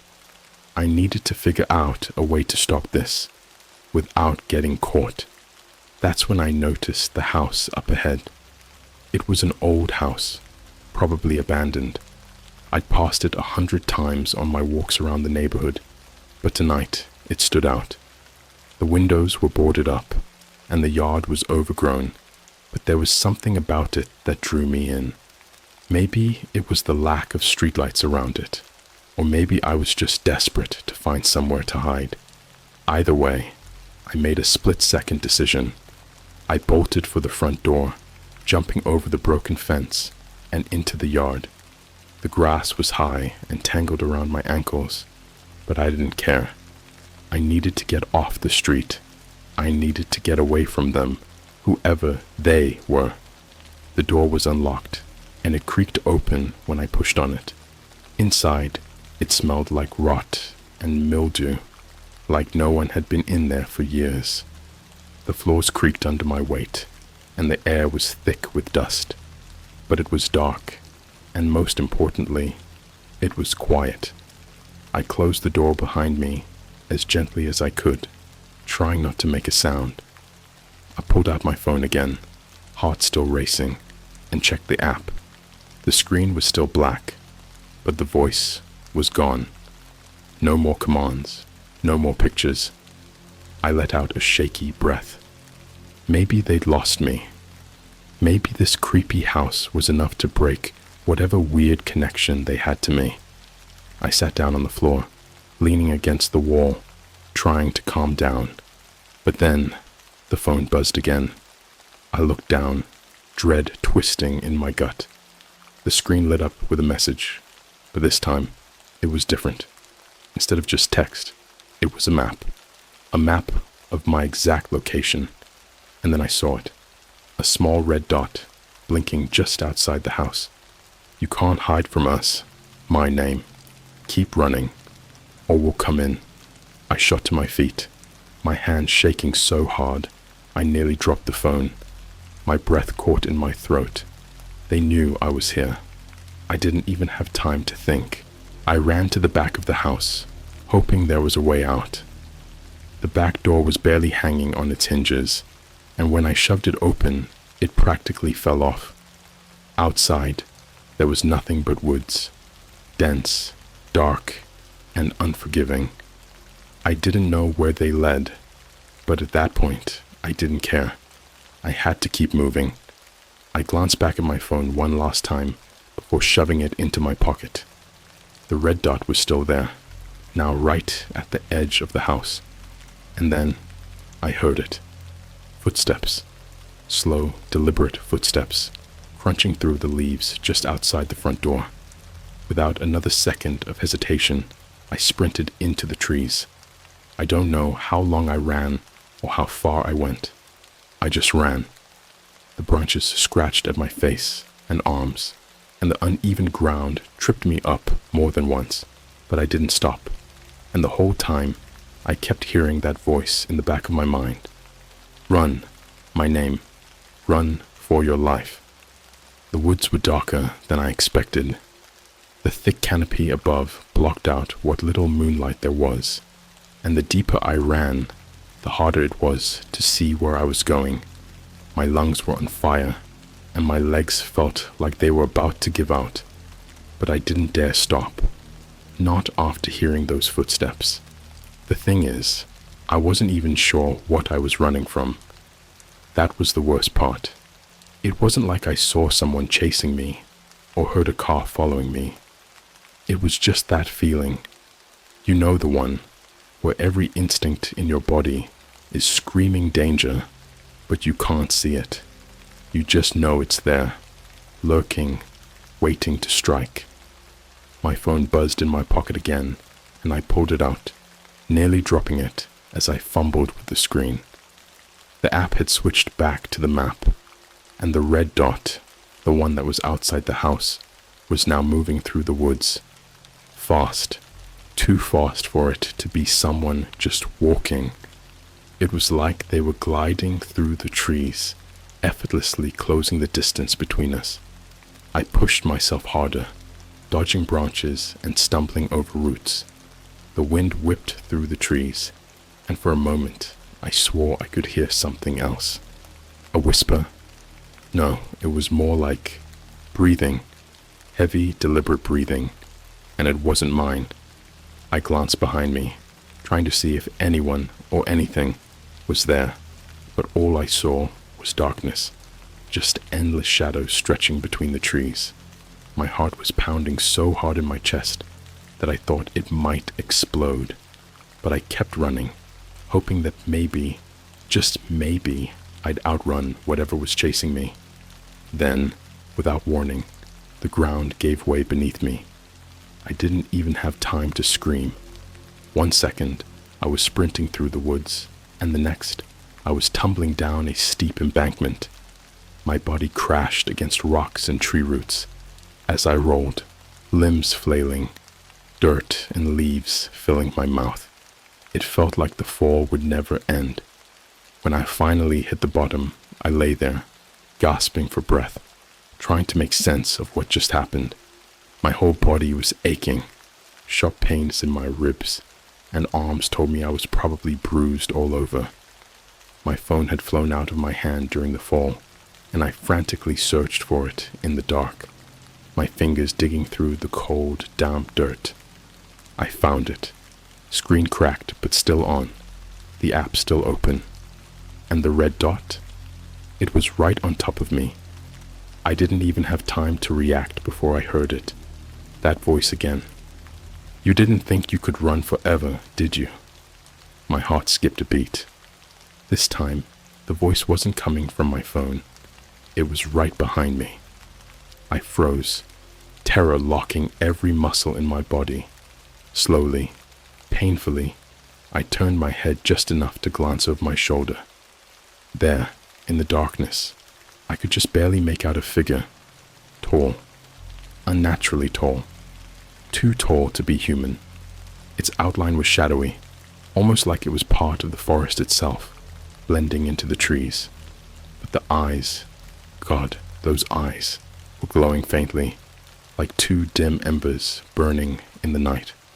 I wanted to scream, to run, to do anything, but my body wouldn't cooperate. I was paralyzed with fear. The figure didn't move. It just stood there, watching me, waiting for me to make the next move. The air around me felt heavy, like it was pressing down on my chest, making it harder to breathe. And then, the voice came again, softer this time, almost mocking. You shouldn't have downloaded the app. My name. The way it spoke my name, with that same eerie familiarity, sent chills down my spine. It wasn't just someone messing with me. This thing, whatever it was, knew me. It knew where I lived, where I ran, how fast I could go. And now, it had me cornered. But here's the thing. I'm not the kind of person who gives up easily. Something snapped inside me at that moment. Maybe it was adrenaline, or maybe it was pure survival instinct, but I wasn't about to let some dark web nightmare take me without a fight. With every ounce of strength I had left, I pushed myself off the ground and bolted in the opposite direction. I didn't look back. I couldn't. The only thing I could focus on was putting as much distance between me and that thing as possible. My legs felt like they were made of lead. My vision was blurred from the pain, but I kept running. My phone buzzed again, but I didn't dare look at it. I could already hear the voice in my head, taunting me, telling me to keep going, telling me I'd never escape.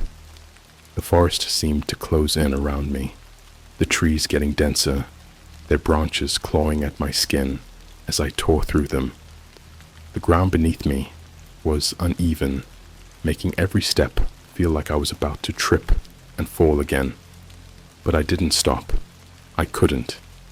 Then, just as suddenly as I had fallen before, the trees parted and I burst out onto a dirt road.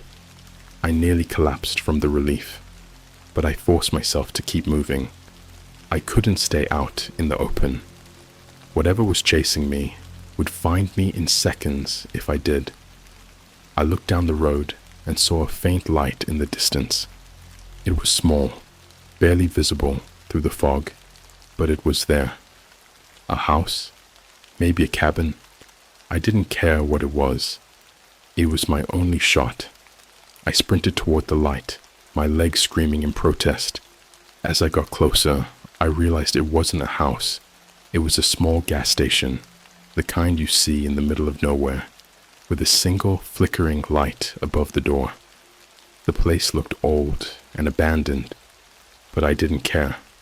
I just needed somewhere to hide.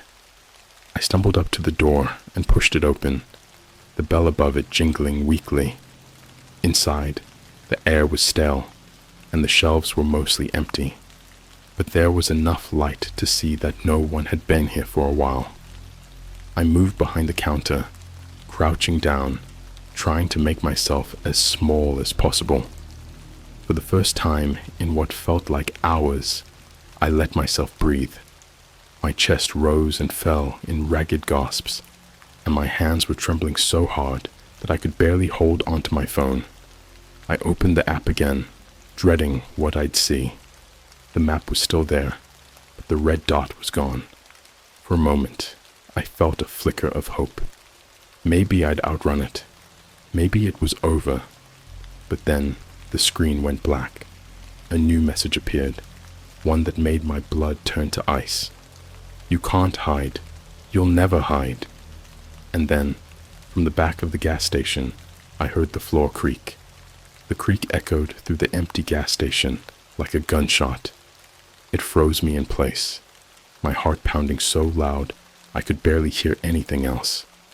My mind was screaming at me to move, to run, but my body was locked in pure terror. I wasn't alone.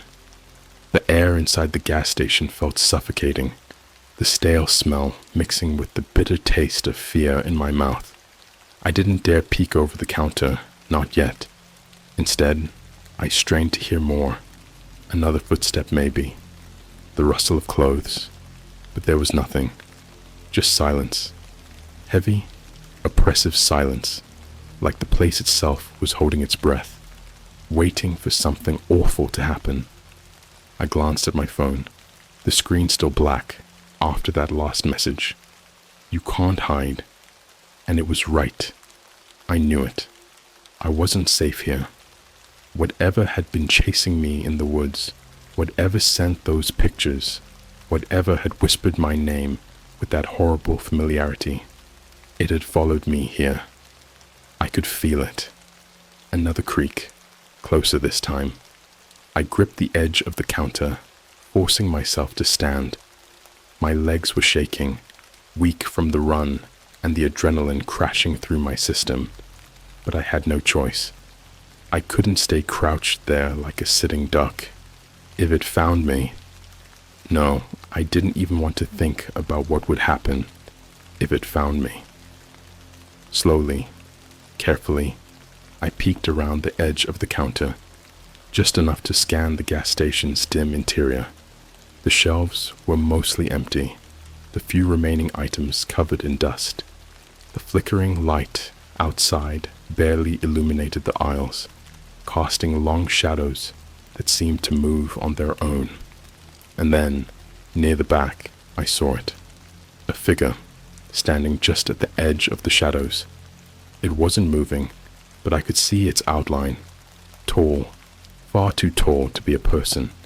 Its head nearly brushed the ceiling, and its arms were long, unnaturally long, hanging down to its sides like dead weight. The thing was just watching. I couldn't make out its face in the dark, but I didn't need to. I felt its eyes on me, burning into my skin, like it was waiting for me to make the wrong move. The gas station was small. There was no way out without passing by it. My mind raced, trying to figure out how the hell I was going to get out of there without getting caught. The front door was my only option, but with that thing standing in the back, blocking the exit, I'd have to sprint past it, and I wasn't sure I could outrun it this time. My phone buzzed again, and I nearly dropped it in shock. I looked down and saw a new notification, one that chilled me to the bone. "Don't run." The screen stayed black, just those two words staring back at me. What the hell did that mean? Did it want me to stay here, trapped like a cornered animal? Or was this some kind of sick game? I didn't want to wait around to find out. I took a deep breath, bracing myself. My body was screaming in protest, every muscle tense and ready to give out, but I had no other choice. If I didn't move now, that thing would come for me, and I wasn't going to let it. I made my move. In one motion, I bolted from behind the counter and dashed toward the front door, not daring to look back. My footsteps echoed through the empty store, and I could feel the air shift as I ran, like the darkness itself was closing in on me. My hand reached for the door, fingers grazing the cold metal handle, and then I felt it, cold, sharp, and all too real. A hand gripping my arm. I whipped around, heart hammering in my throat, expecting to see the creature behind me, but it wasn't there. Instead, the door itself seemed to be holding me back, like something invisible had latched onto me, pulling me away from my escape. I yanked my arm free, my panic rising, and threw myself through the door, stumbling onto the dirt road outside. I hit the ground hard, skidding across the gravel. My hands were scraped raw, but I didn't care. I scrambled to my feet, my legs shaking, and looked back at the gas station. The figure was gone. The inside of the station was empty, as if the thing had never been there at all. But I wasn't fooled. It was somewhere, out there in the dark, watching me. I could feel it. I started down the road again, my body screaming at me to stop, to rest. But I couldn't. I had to keep moving. The light from the gas station faded behind me, and soon I was swallowed by the night once more. My phone buzzed again. This time, I didn't want to look, but I had to. I had to know what it was saying. The app had switched back to the map.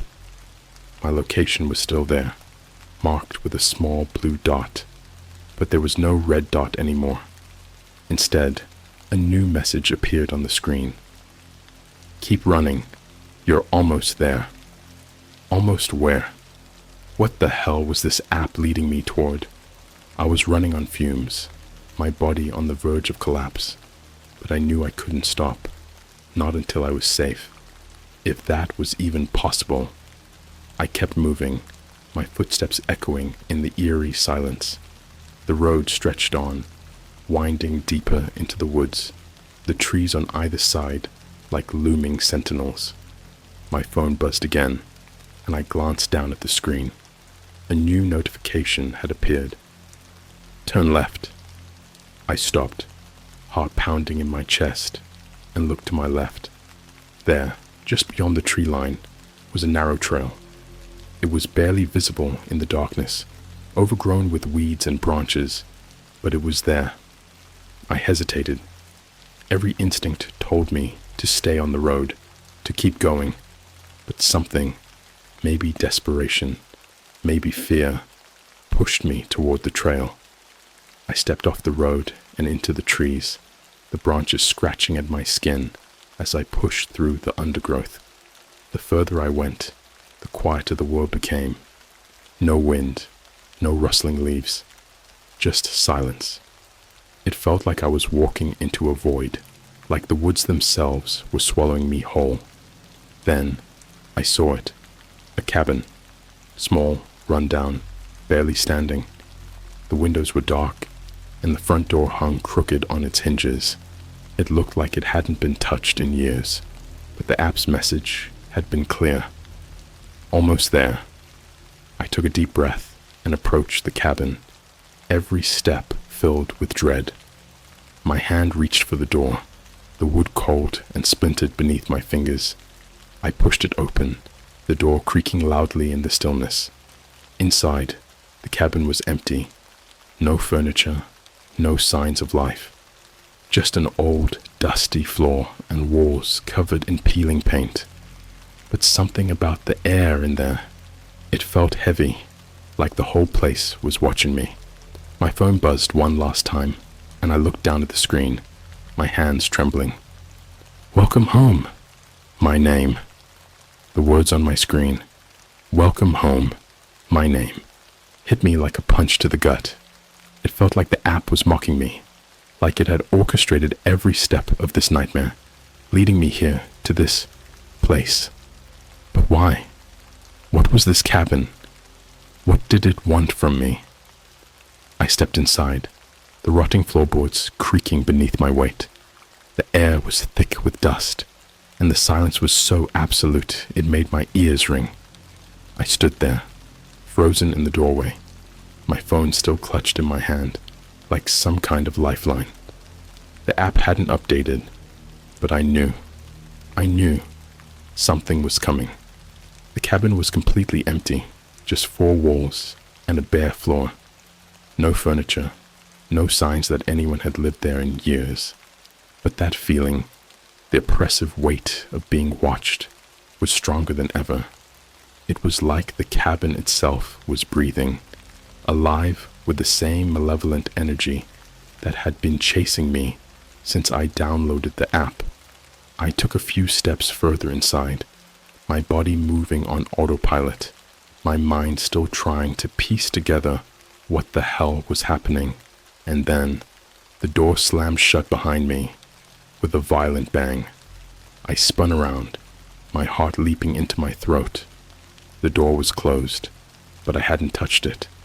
It had shut on its own. I rushed back to it, grabbing the handle and yanking as hard as I could. It didn't budge. It was like it had been welded shut in the seconds I'd been inside. I pounded on the door, screaming for help, for anyone, but my voice felt small and hollow in the empty space. There was no one out there, no one to hear me. The phone buzzed in my hand again. My stomach lurched as I looked down. The screen had changed. No map, no instructions, just a single message. It's time to run again. My breath caught in my throat, and a cold sweat broke out across my skin. Run. Where? I was trapped inside a locked cabin in the middle of nowhere. There was nowhere to run. I backed away from the door, glancing around the room, searching for any kind of escape. And then I heard it. A slow, deliberate scratching sound, like fingernails dragging across wood. It was coming from the far corner of the cabin, where the shadows were deepest.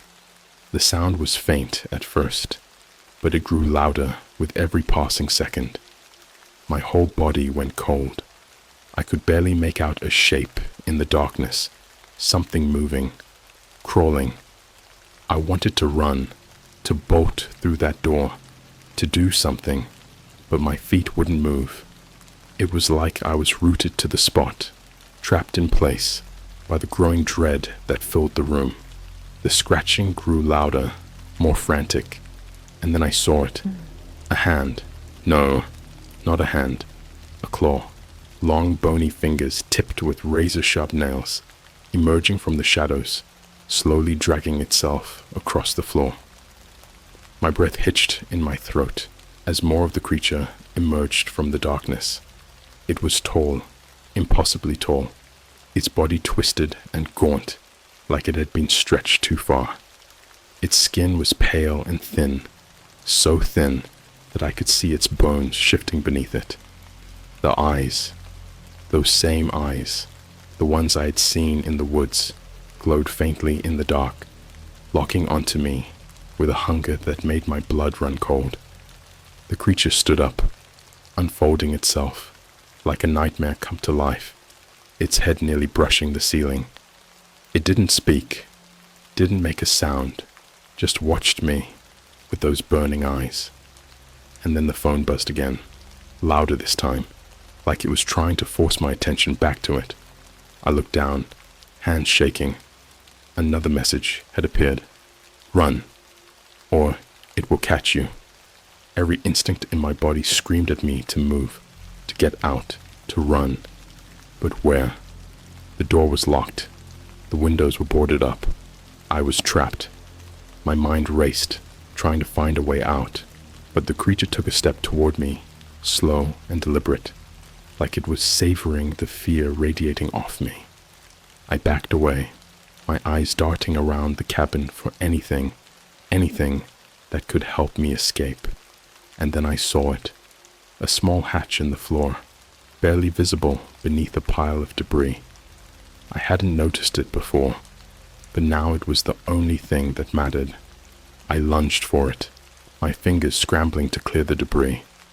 The creature let out a low, guttural growl, like it knew what I was doing, but I didn't stop. I yanked the hatch open, revealing a narrow staircase leading down into pitch black darkness. Without thinking, I threw myself into the opening, pulling the hatch shut behind me, just as the creature reached the spot where I had been standing. I could hear it above me, its claws scraping against the wood, but I didn't stop. I practically fell down the stairs, the darkness swallowing me whole as I descended into whatever nightmare lay below the cabin. The air down here was colder, damp, and it smelled like earth and decay. My phone screen cast a dim light, barely enough to see by, but I didn't care. I just needed to keep moving. I stumbled through the narrow passage, my heart racing, my mind a blur of panic. The creature's growls faded behind me, but I knew it wasn't gone. It was just waiting, watching. The passage led me deeper underground, twisting and turning, like a maze. My legs were burning, and my head was pounding, but I couldn't stop. I wouldn't stop. The app had led me here, and now it was leading me somewhere else, somewhere worse. Another buzz. I didn't want to look at the screen, but I had no choice. The message was brief, but it filled me with a new wave of terror. Almost there. Keep running. I ran until the ground beneath me gave way to stone, and the walls closed in around me, the narrow corridor becoming tighter and tighter. I was barely squeezing through at this point, my phone's light casting long, eerie shadows on the rough walls. And then, up ahead, I saw it. A door. A heavy metal door, rusted and ancient, standing at the end of the passage. I reached it, my hand trembling as I grasped the handle. I had no idea what was on the other side, but it didn't matter. I had no other choice. I yanked the door open and stumbled inside. The door slammed shut behind me with a deafening clang. I was in a small, windowless room, the air thick with dampness.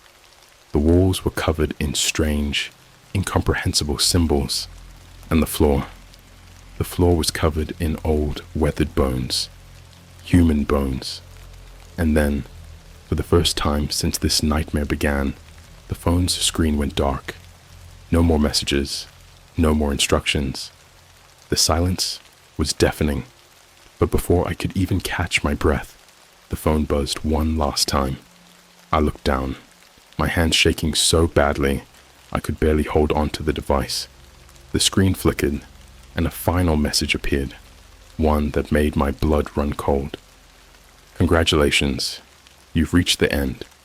Welcome to the hunt. And then, from the darkness behind me, I heard the door creak open